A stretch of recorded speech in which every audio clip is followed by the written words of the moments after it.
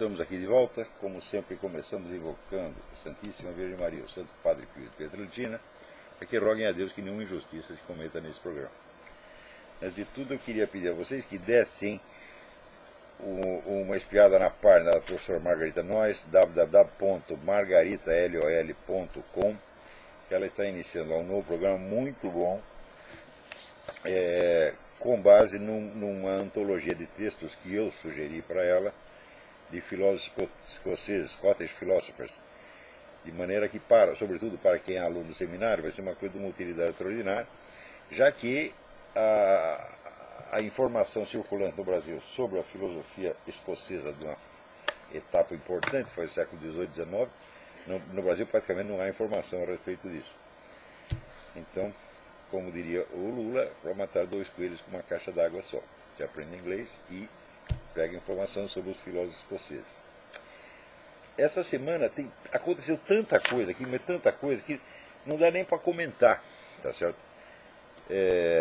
E além disso eu tenho umas outras coisas que eu já estava programado de falar, mas veja aqui, algumas notícias da semana. Esta aqui saiu somente no Financial Examiner. Eu não vi em outras publicações de mídia, mas aqui nos Estados Unidos tudo é possível. Em matéria de ocultação mediática, tudo neste país é possível.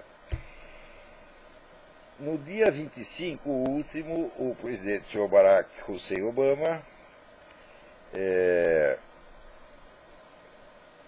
avisou ao presidente do Senado que ele estava decretando emergência nacional, né, e encampando provisoriamente as propriedades da Federação Russa aqui nos Estados Unidos que tenham algo a ver com energia atômica, enriquecimento de urânio, etc. Isso aí é uma coisa de uma gravidade extrema. Quer dizer, primeiro, um estado de emergência nacional, que a gente não sabe até quando vai durar, né, permite ao presidente tomar qualquer outra medida no momento que ele queira, e o Congresso não vai nem poder dar um pio. Então a coisa em si já é grave. No que diz respeito às relações com a União Soviética, se esta medida for a sério, for tomada assim, pelos motivos alegados, então vai criar certamente o estado de crise entre os Estados Unidos e a Federação Russa. Mas parece que não é bem isso. É o seguinte, os Estados Unidos têm uma série de acordos com a Federação Russa com relação a esse negócio de energia atômica.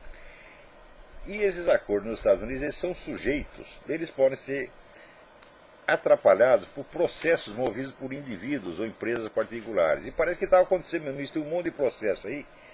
Então, o Obama mandou parar, agora não tem mais processo, agora está tudo sob a guarda pessoal dele.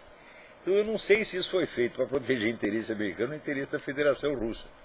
Mas, de qualquer modo, ter decretado de emergência nacional é uma coisa grave. Agora, o decreto de emergência nacional tem uma série de itens secretos. Ele não sabe o que é. O único que está em público é esse aqui. Então vamos esperar, porque aí vem coisa. Agora,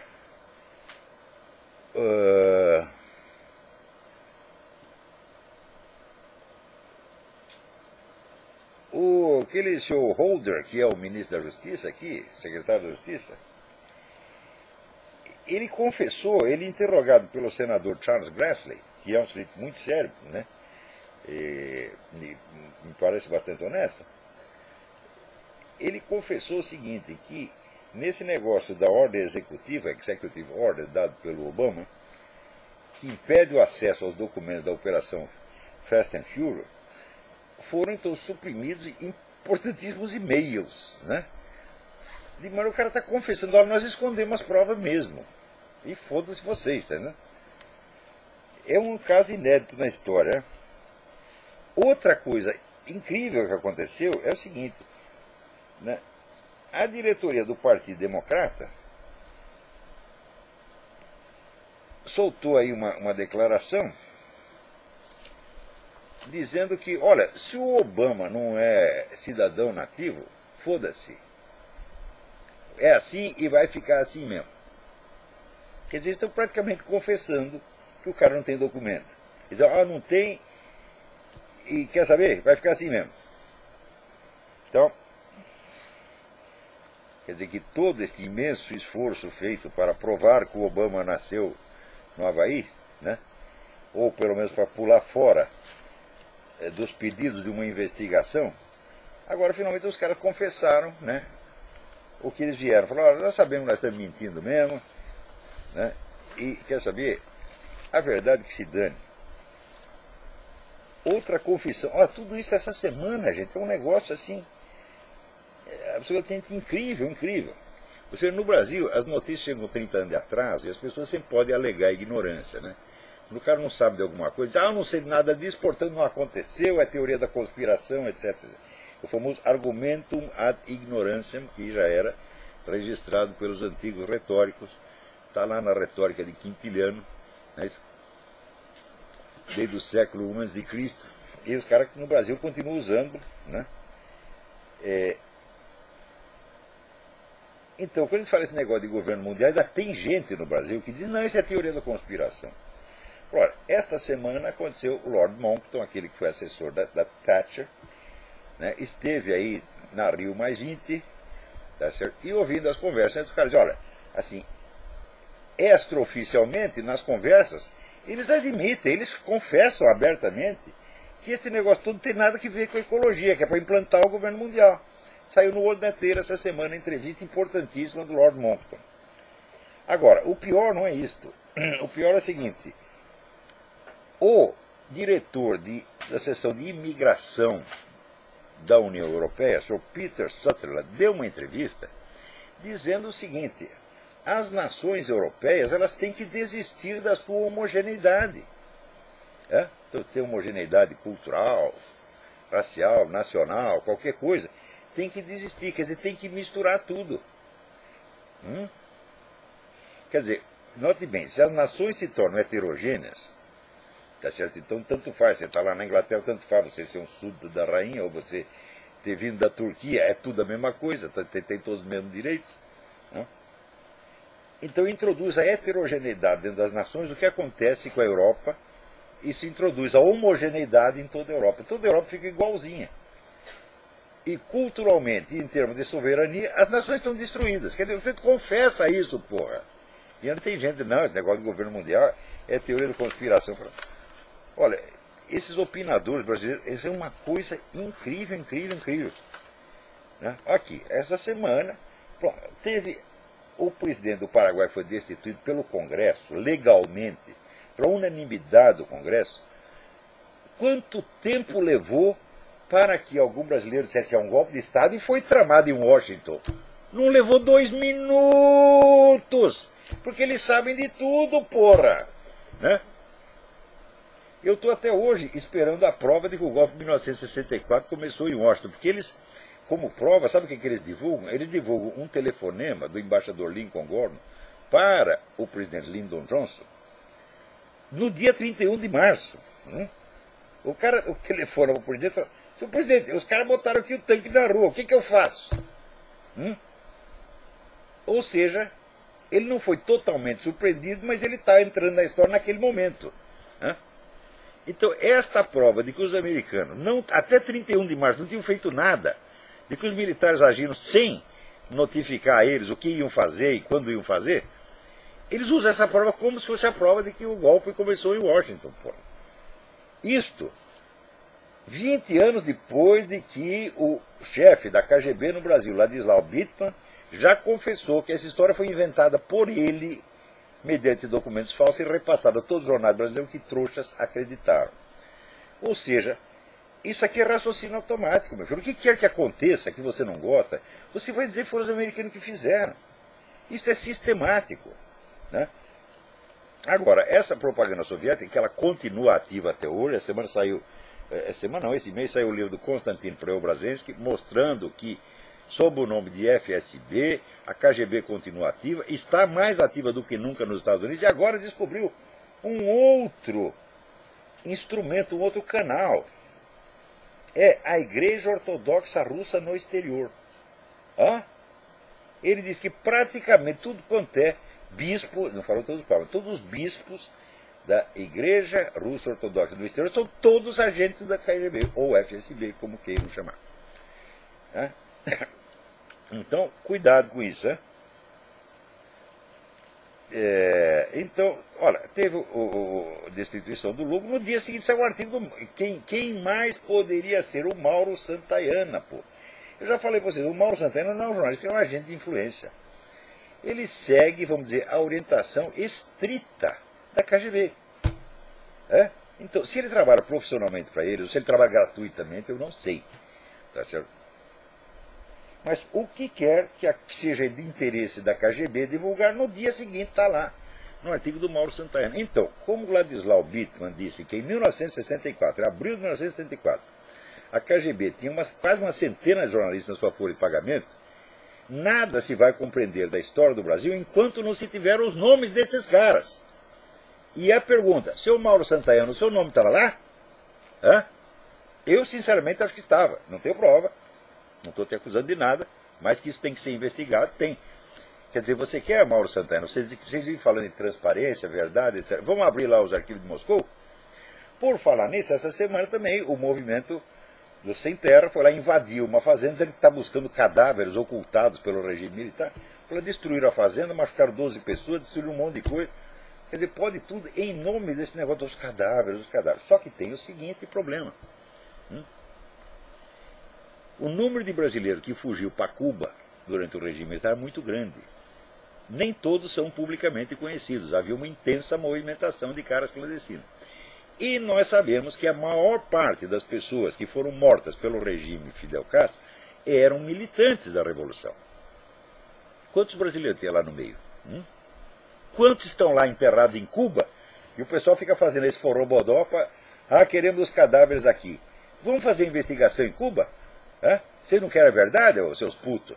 Esta semana saiu então a declaração da dona Marilena Chaui, falando de uma amiga dela que foi morta pelo regime militar. Então, criando aquela imagem sentimental, ultra-humanizada daquela pessoa. Alguma vez, vocês já reconheceram alguma humanidade nas pessoas que vocês mataram? Não digo dos seus inimigos, seus adversários, eu digo pessoas inocentes, como Orlando Lovec e outro que estavam... ou as pessoas que morreram ali no atentado ao aeroporto de Guararapes, vocês nunca disseram uma palavra para humanizar essas pessoas. Ou elas são não pessoas ou são monstros. Então, o que vocês mostram? Vocês têm uma seletividade política dos sentimentos humanos. Vocês têm os sentimentos humanos conforme interessa ao seu grupo político e ao seu bolso. Então, isso é um traço inconfundivelmente psicopático dessa gente. Então, os deles são sempre pessoas humanas, aquela imagem, né, bonita, conta detalhes da vida. Ela tinha um cachorrinho, né, ela era tão boazinha, né? E, por exemplo, o coitado do Mário Cosel Filho, nunca disseram que o cara morreu inocentemente. Ele viu um carro descendo a rua lá do quartel e bateu num poste, ele foi lá para ajudar os caras e daí explodiu a bomba, porra. Né? Durante 30 anos, a família do Mário Cosel esperou uma indenização. No fim, o governo está dando uma indenização de R$500 por mês, que é um tapa na cara. Então, esta coisa de você não conseguir perceber os sentimentos humanos de outras pessoas que você não gosta politicamente, é um traço inconfundivelmente psicopático. Não é isso? Então, agora, humanizar os militantes, os comunistas, isso vocês fazem o tempo todo. Eu mesmo ajudei a fazer isso. Eu ajudei a humanizar, por exemplo, a imagem do Vladimir Herzog. Né? Quando o Vladimir Herzog foi morto, que hoje eu não sei se foi morto ou foi suicídio, agora não sei mais nada, entendeu? Então fizemos um monte de reportagens mostrando que era uma bela figura humana, etc, etc. Do outro lado, nunca tem uma bela figura humana. Aliás, não tem figura humana nenhuma. Né? Tem cadáveres sem rosto e até sem nome.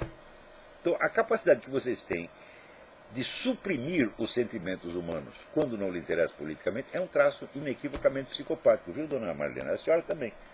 Tá? Então, aqui, o Mauro Santayana já escreve, não, todos sabemos que o golpe foi um golpe no Paraguai, foi tramado pelos Estados Unidos. Todos sabemos? Como sabemos? Então me mostra um documento, me mostra uma prova. Não tem merda nenhuma, porra. Tem prova de que não aconteceu isso. Mas não adianta, isso está tão arraigado na pseudocultura brasileira. Por falar em pseudocultura, né? No outro programa eu fiz uma gozação com o tal do poeta ateu, dizendo, porra, mas você diz que eu não posso ser filósofo sem diploma, como é que você é poeta sem diploma, né? De letras, tá? E ele chegou, mostrou lá um diploma, né? Esse é um monte de puxa-saco, dizendo, pô, agora você fudeu colar, porque isso aí é a força dos fatos, né? A força dos fatos é o seguinte, turma, ele vai lá e mostra um diploma de um negócio chamado Faculdade de Humanidades Pedro II, a qual foi descredenciada pelo MEC e fechou em 1998. Se eu tivesse um diploma desse, eu escondia. Eu não usava nem para limpar a bunda, para não ficar a marca do carimbo na minha bunda, né? Eu escondia, não contava para ninguém, mas ele está lá ostentando aqui. Né? Aqui também está cheio de, eles chamam de diploma mills, moinho de diploma, né? Fábrica de diploma. Está cheio disso, tem uma em cada esquina. Só que isso não é uma coisa para você mostrar, porra. É uma coisa para você esconder. Né? Então, mas olha o seguinte, o poeta ateu, de agora em diante, ele está autorizado a dizer o que ele quiser. O menino realmente ele não está muito bom, tá certo? Ele não tem a menor noção da realidade, não tem a menor noção de ser a poesia, está fora do mundo completamente, e ele não tem a menor ideia de que um diploma de uma faculdade que foi descredenciada, não é que ele não vale, ele vale ao contrário, meu filho. Porque, olha, eu também, a faculdade foi fechada, eu também. A faculdade que eu estudei também foi fechada. Não foi descredenciada, foi fechada porque morreu o fundador. E os caras foram lá, os caras da Teologia da Libertação foram lá, tomaram o negócio, transformaram em outra coisa, eu me mandei. Mas eu não saio aí mostrando o diploma da faculdade que foi fechada, tá entendendo? Eu digo, olha, a faculdade foi fechada e eu nem terminei a porra do curso, né? Então, olha, o poeta ateu, vocês fazem assim, não me mandem mais essas coisas dele, não fiquem bravos com ele, deixem ele falar o que ele quiser. Tá tudo bem, viu?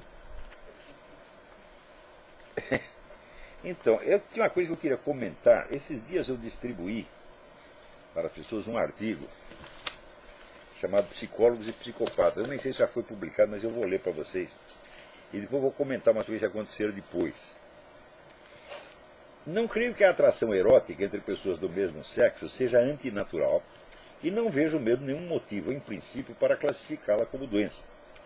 Também é um fato que o termo homossexualismo não corresponde a nenhum fenômeno homogêneo e sim a uma variedade de impulsos, desejos e comportamentos numa gama que vai desde a repulsa ao outro sexo até a completa identificação com ele. Se na linguagem da propaganda condutas tão díspares são reduzidas artificialmente à unidade de símbolos ideológicos, com valores opostos conforme as preferências de quem os use, isso não é motivo para que os profissionais da saúde mental se deixem levar por idêntica histeria semântica e, violando a regra mais básica da técnica lógica, tirem conclusões unívocas de termos equívocos. Resta, ademais, um fato incontornável. Como toda e qualquer outra conduta sexual humana, o homossexualismo, em toda a diversidade das suas manifestações, nem sempre emana de um desejo sexual genuíno.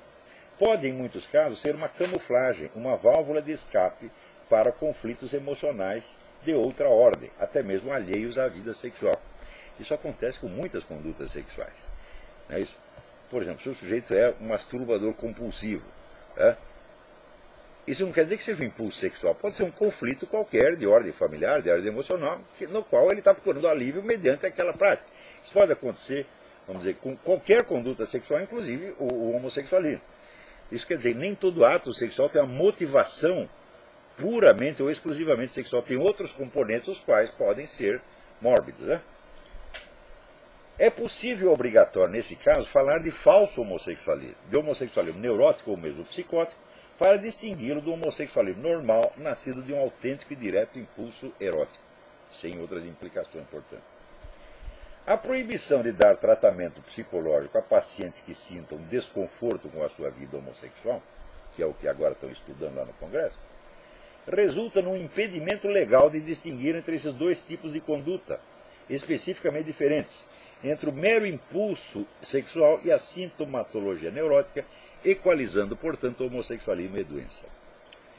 Por outro lado, essa diferença em cada caso concreto não pode ser estabelecida a priori, mas só se revela no curso da psicoterapia mesma. É previsível que, uma vez removido o conflito profundo, o interesse pela prática homossexual diminuirá ou desaparecerá nos portadores de homossexualismo neurótico, ao passo que os homossexuais normais continuarão a ser como antes. Só tem um jeito de saber, você vai lá, alivia ou cura o conflito profundo. Se o cara continua homossexual, ele é homossexual mesmo. E se ele para, quer dizer que ele era um falso homossexual, era um sintoma neurótico e não uma homossexualidade efetiva. A proibição de distingui-los resulta, portanto, em encobrir a neurose sob a carapaça da proteção legal, fazendo o Estado o guardião da doença em vez de guardião da saúde. A proposta de consagrar aquela proibição em lei revela nos seus autores a incapacidade de fazer distinções clínicas elementares.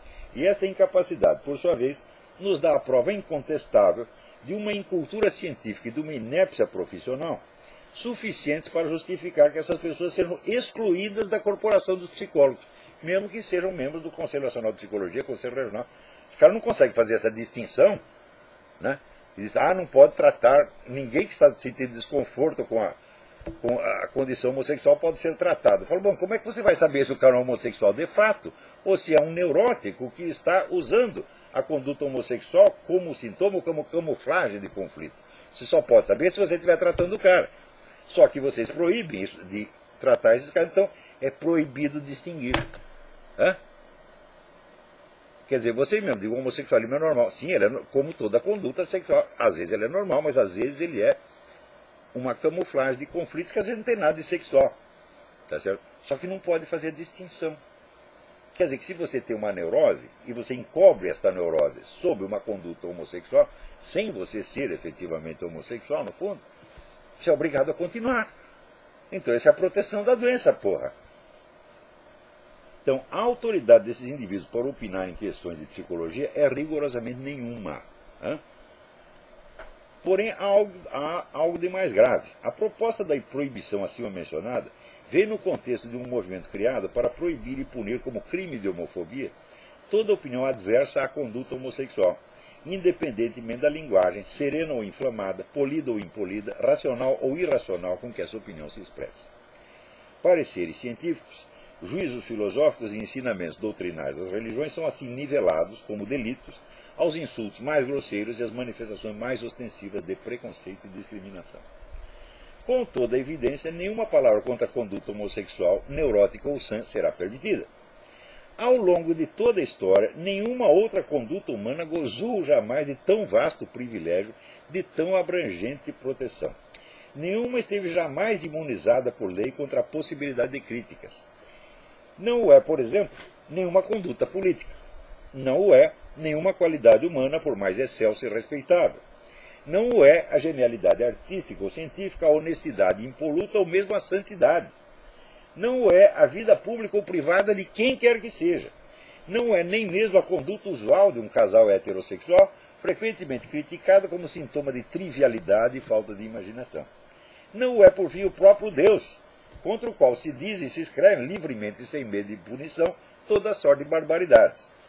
A proteção legal que se reivindica para o homossexualismo é tão claramente megalômana, tão desproporcional com os direitos de todas as demais pessoas e grupos, que resultará em fazer dessa conduta um domínio, o único domínio, separado da vida e superior a ela, intocável, inacessível às opiniões humanas.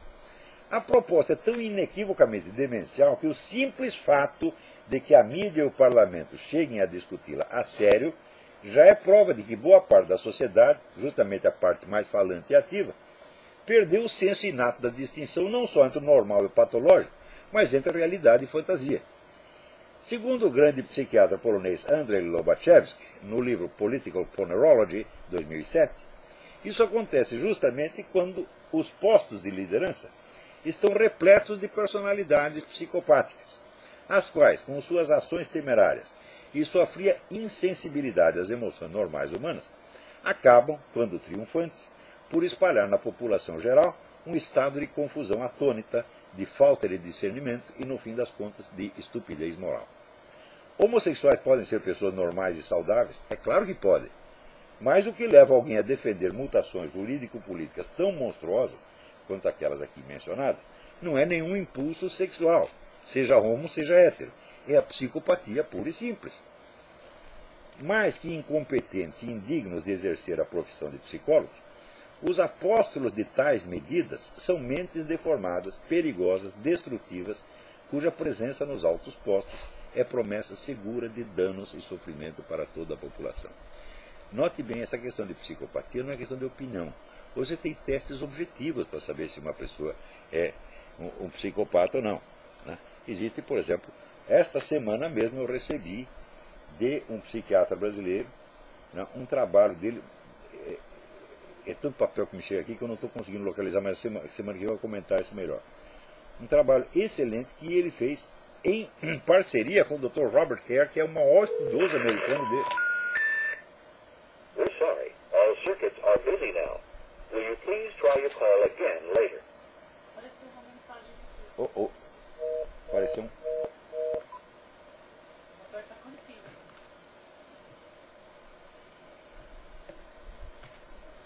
Tivemos um problema técnico aqui.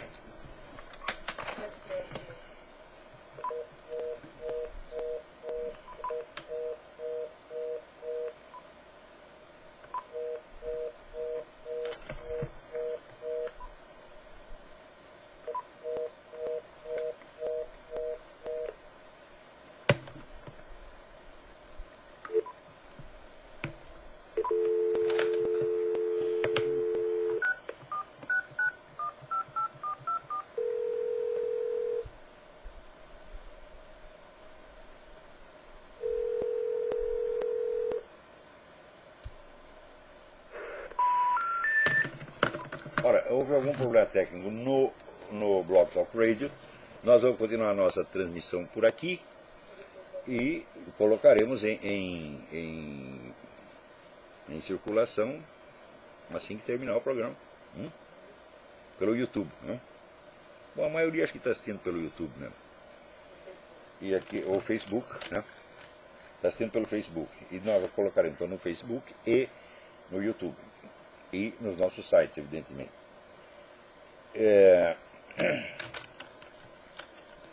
Então, eu vou comentar esse trabalho dele a semana que vem.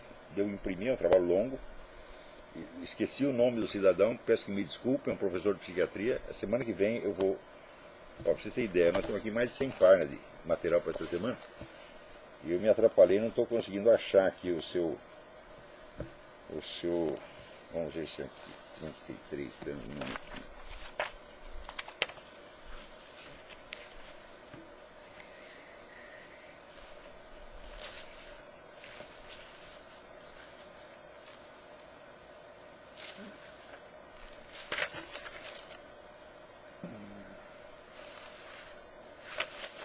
Também queria chamar a atenção de vocês para um artigo do Sérgio Paulo Muniz Costa, que saiu com o título Esquizofrenia Política, que saiu no Diário do Comércio essa semana. Não deixe de ler esse artigo, que está muito bom. Outra coisa, saiu um artigo memorável do Luiz Nassif contra a Comissão da Verdade, dizendo exatamente a verdade sobre a Comissão da Verdade. Né? O Luiz Nassif é geralmente um aliado e apoiador desse esquema petista e tal, mas ele deu uma demonstração de extrema idoneidade, honestidade e sinceridade com esse artigo. Parabéns, Luiz Nassif. Tá muito bom esse artigo.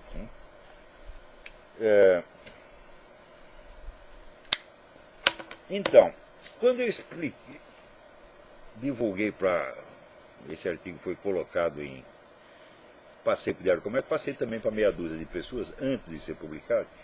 E uma coisa acabou vazando. Tá? E daí diz que tem um pessoal aí, evangélico e católico, tá bravo comigo, porque eu disse que o homossexualismo não é nem doença e nem antinatural. Se eles ouvirem a gravação da minha aula, vai piorar ainda, porque eu disse que o homossexualismo também não há prova de que o homossexualismo será prejudicial à ordem social.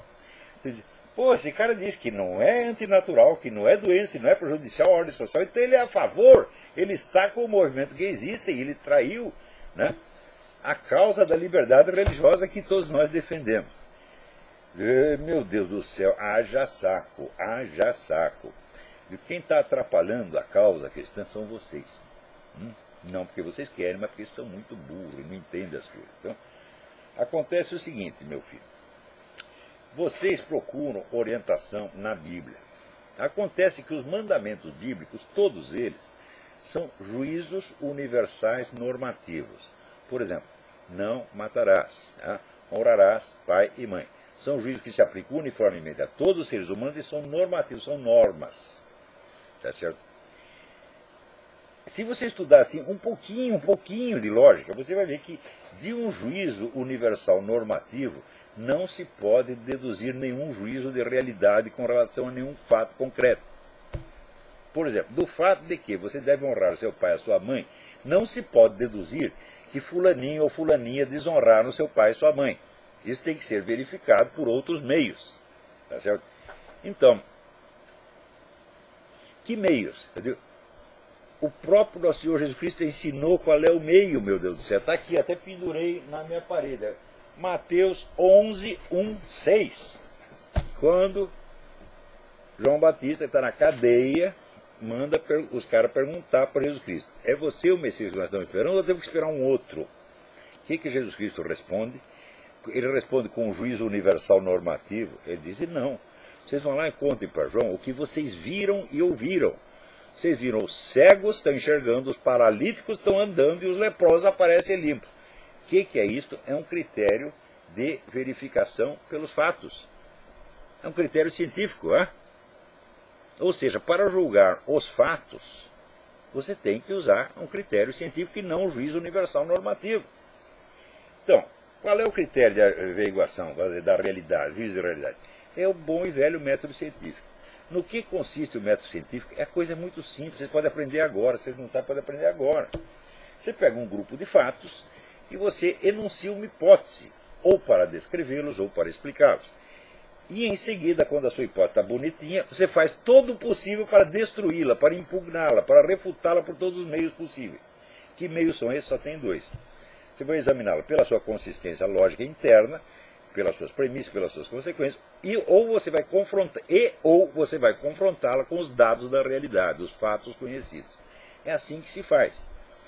Ora, meu filho, a Bíblia não diz que o homossexualismo é antinatural, que é doença, ou que é prejudicial à ordem social. Diz que é pecado. O que quer dizer pecado? Pecado, meu filho, é uma coisa que está na própria natureza, desde a queda. Ou seja, a queda de Adão comprometeu a própria natureza. A Terra deixou de ser o paraíso terrestre e passou a ser esta merda na qual vivemos, na qual imperam Lulas, Obamas, Farc, Hugo Chávez, esta merda toda, este vale de lágrimas no qual nós vivemos. Então,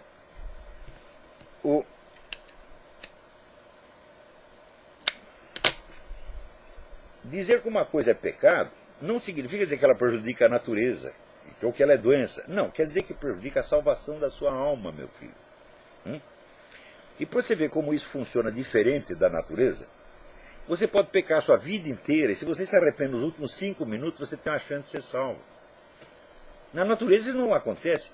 Existe algum processo da natureza que dura a vida inteira e pode ser revertido em 1 minuto? Não, isso só no mundo sobrenatural. Portanto, a economia da salvação é diferente do funcionamento das leis da natureza. Porra, quando é que eles vão entender isso, hein? Então significa o seguinte: se a Bíblia diz que é pecado, então vocês têm que explicar para as pessoas que é pecado, mas não vai inventar a mais, não vai inventar que é antinatural, que é doença e que é prejudicial à ordem social. Por quê? Aí você está prestando falso testemunho, porque estas questões não são de ordem ética. Você não pode deduzir isso de mandamentos bíblicos. Você tem que averiguar na realidade por método científico. Se você, em vez de averiguar, você deduz a sua conclusão disso aí, você deduz do mandamento bíblico, você está distorcendo os fatos e está prestando falso testemunho. Na hora que você presta falso testemunho, você desmoraliza a sua causa, porra!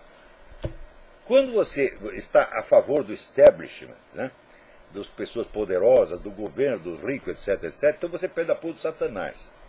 Quando você está contra e está sozinho, só tem alguém que vai te ajudar, Nosso Senhor Jesus Cristo. Mas Nosso Senhor Jesus Cristo não vai te ajudar se você está lá prestando falso testemunho. Você está entendendo? Então, não conspurquem, não arruinem, não prostituam a sua causa, acrescentando ao mandamento bíblico mentiras de sua própria invenção. Que vocês serão desmoralizados. Está entendendo? Então, é o seguinte, neste artigo, eu fiz questão de me limitar à perspectiva estritamente científica. E cientificamente, não há motivo para você, não há motivo comprovado, ao menos, para você dizer que o homossexualismo é antinatural, que ele é doença ou que ele é prejudicial à ordem social. Não há mais mínima prova de nada disso. Se você quiser, se ouça a minha aula de sábado passado, que eu vou colocar na área livre do seminário, para que todo mundo possa ver. E você vai ver que, de fato, pelo estado atual do conhecimento, não podemos sustentar nenhuma dessas três. Agora, quando você, pastor, ou padre, ou crente, qualquer, você sustenta que, olha, o negócio é pecado, porque está na Bíblia, então você faz favor de dizer para o cara, não estou falando que é antinatural, não estou falando que é doença, não estou falando que é proibição, estou falando que arrisca a salvação da sua alma, meu filho.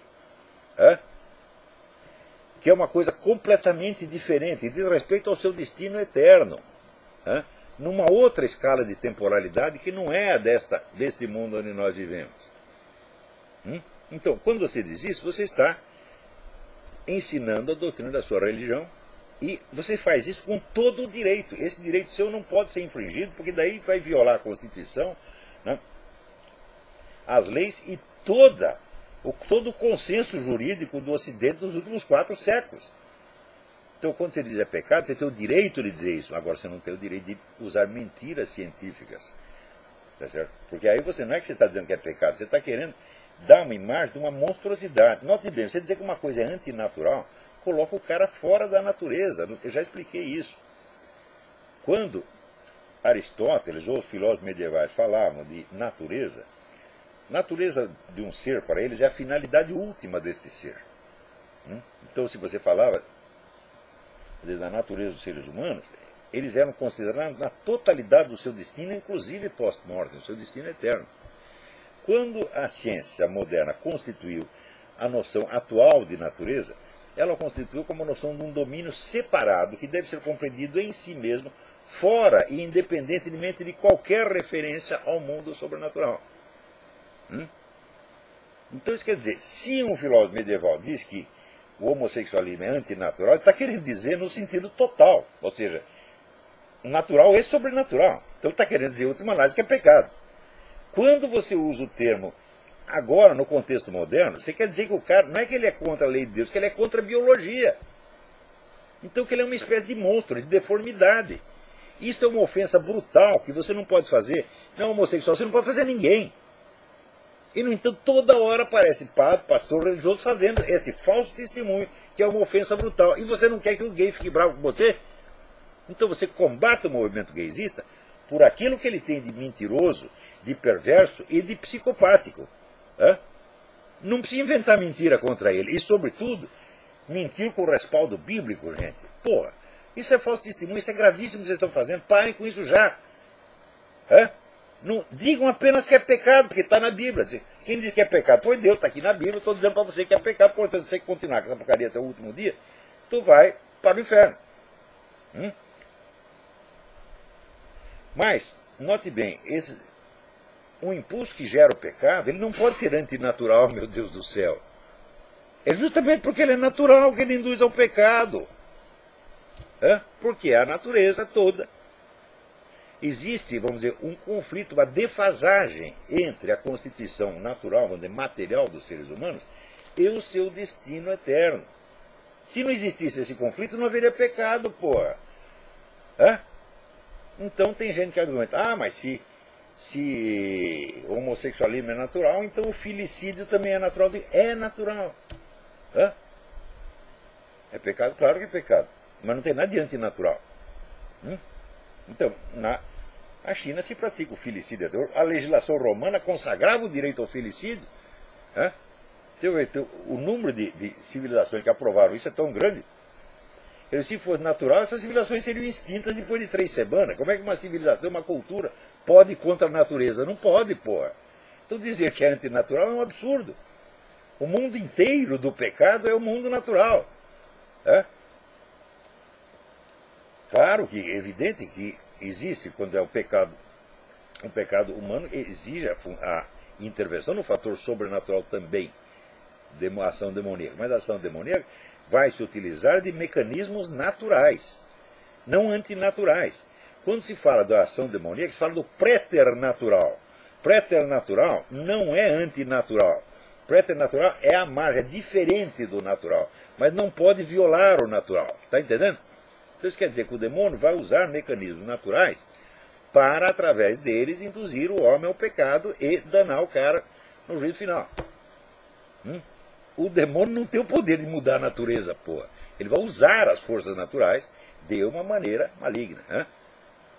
Então, o mundo da natureza é uma coisa, e o mundo da moralidade, ele não é antagônico à natureza, mas ele se sobrepõe à natureza, porque ele diz respeito não ao funcionamento da biologia, mas ao destino eterno, que não está ao alcance, vamos dizer, do horizonte de consciência biológico.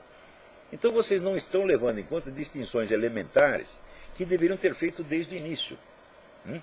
Então, quando vocês fazem isso, vocês estão tentando defender uma verdade bíblica por meios cientificamente mentirosos. Vocês não podem fazer isso.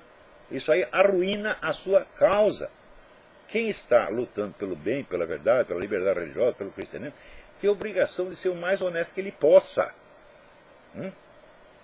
Então, deduzir, né, juízos de fato, desde mandamentos, desde normas morais universais, é um erro lógico monstruoso, é uma falsidade, e implica, sobretudo, esta ofensa mortal à pessoa homossexual de dizer que ela é antinatural, que ela é uma espécie de deformidade, ou coisa que ela não é. É simplesmente um ser humano como qualquer outro. Tá? Então, eu estou falando isso não é para atrapalhar. Esta argumentação que eu fiz contra este pessoal gaysista, esta é irrespondível. Eu digo, olha aqui, vocês querem proibir os psicólogos de tratar pessoas que estejam desconfortáveis com a sua homossexualidade. Então, como é que você vai saber se ele é homossexual mesmo ou se trata de uma camuflagem neurótica de outra coisa completamente diversa?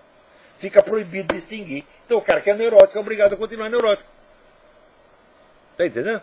Então, é evidente que, nesse caso, não se trata de você curar a homossexualidade dele. Se eu estou falando que a homossexualidade não é ter nada que ser curado.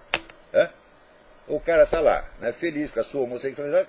O que a psicologia pode fazer? Se como pastor ou como padre, você pode até dizer, olha, meu filho, isso aí que você está fazendo não é antinatural, não é anormal, não é doente, mas é um pecado e pode danar a sua vida eterna. Se você não se arrepender até o fim dos seus dias, como se você estivesse cometendo adultério, seria a mesma coisa.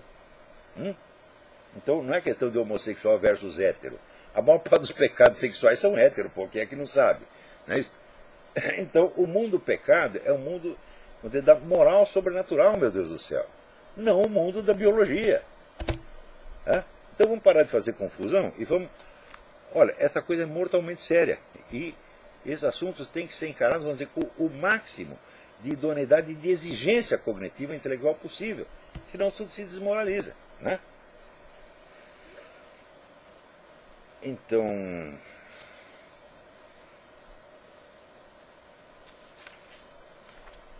Muito bem, nós temos... Eu acho que eu vou encerrar o programa aqui. Nós estamos mortalmente cansados, porque ontem nós viajamos para Washington, que é uma viagem de 3 horas, e no caminho eu perdi a minha carteira, com todos os meus documentos, green card, identidade brasileira, cartão de débito, cartão de crédito, tudo. Né? Daí fica o seguinte, eu não ia poder comprar nem vender, não poder fazer compra nem pela internet, ficou uma merda total.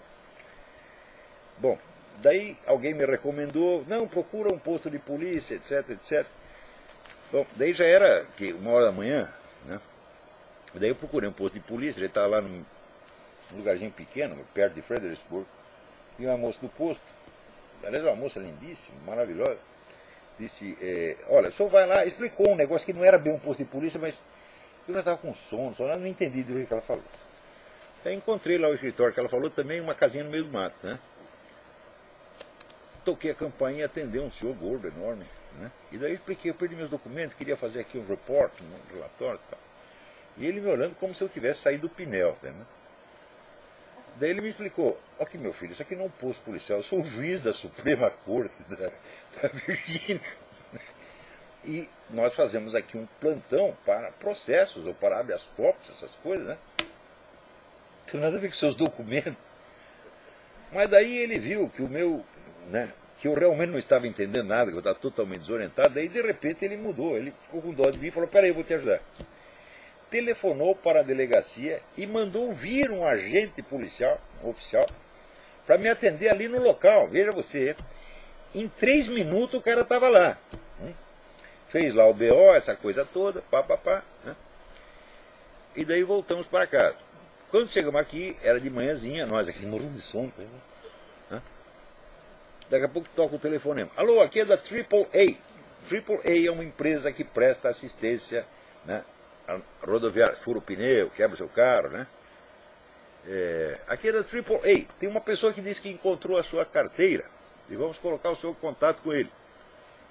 Parentes, faz 2 anos que eu não pago a anuidade do AAA. Eu não tinha direito nenhum a esse serviço, mas eles tiveram a gentileza. Daí aparece um cidadão, um redneck aqui, e diz, eu achei aqui a sua carteira e eu tinha perdido na frente de um McDonald's. O senhor me encontra lá no mesmo McDonald's, eu te devolvo a carteira. Daí nós viajamos mais 2 horas, até chegar no McDonald's. Né? Daí o cara me devolve a carteira e eu estava tão contente que eu peguei um dos cartões, esvaziei o cartão e dei $300 para o cidadão. Ele olhou e falou, mas isso é muito. Né? Então o cara me devolveu minha carteira com todos os meus documentos, me poupou meses de encheção de saco e achou que $300 a recompensa era muito. Valia muito mais, valia 3 mil, gente. É? Você pensou, você bloquear cartão por cartão, tem cartão de banco brasileiro, ia levar 3 meses o cartão chegar aqui. Enquanto isso eu não ia poder comprar um chiclete na esquina, pô. Bom, para vocês verem a diferença, quando a Roxane foi assaltada na Colômbia, assaltada não, roubada, alguém sumiu, pô. Né?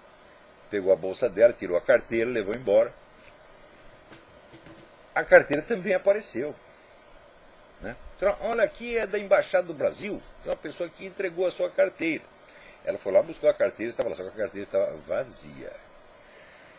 Né? Vazia de dinheiro e tinham levado o green card, né? Mas não sei o que, não sei o que. Green card vale $10 mil no mercado negro. Então, é a pequena diferença entre os Estados Unidos e a América Latina. Né? Outra vez que nós perdemos uma coisa, um amigo nosso falou, não, você conte com o espírito cristão do virginiano que eles vão devolver. Batata, de novo, está aqui o espírito cristão do cara funcionando. Então, isso é civilização, isso é educação. E isso faz uma diferença sociopolítica, sociocultural, socioeconômica monstruosa. É isso que esse pessoal tem que aprender no Brasil. O pessoal fica falando mal de americanos, que vem para cá para você aprender a viver, aprender a ser gente, porra. É isso que está faltando no Brasil. Você tem que ter sentimentos humanos. O negócio acha a carteira, fala, pô, coitado desse cara, ele está lá todo fodido. Né? Liga pro AAA, o cara do AAA fala, aqui você vê só, Olavo de Carvalho. Esse filho da puta 2 anos não paga a anuidade. Mas mesmo assim não vamos deixar ele sofrendo, vamos telefonar. Você está entendendo? Isso é ser humano. Hã? Dá para entender? Então, deu $300 para o cara, feliz da vida. Se eu tivesse 3 mil, eu dava os 3 mil na hora. Aliás, então, para fazer um green card de novo custa $300, que meu green card estava lá no meio. Então, os $300 que eu ia dar para o immigration, eu dei para o cidadão, o seu Dwight, não sei das quantas, né, felicíssimo. E lembramos aí o caso da Colômbia. Na Colômbia também devolve, só que vazio. No Brasil também a mesma coisa. Né? Então, eu acho que por hoje é só. Nós até agora não dormimos, fizemos, né, 6 horas de viagem daqui para Washington, depois mais 4 horas para ir buscar a carteira e voltar. Nós estamos aqui esbagaçados. Se eu falei alguma bobagem, corre por conta deste fator. Tá bom? Então até a semana que vem. Muito obrigado.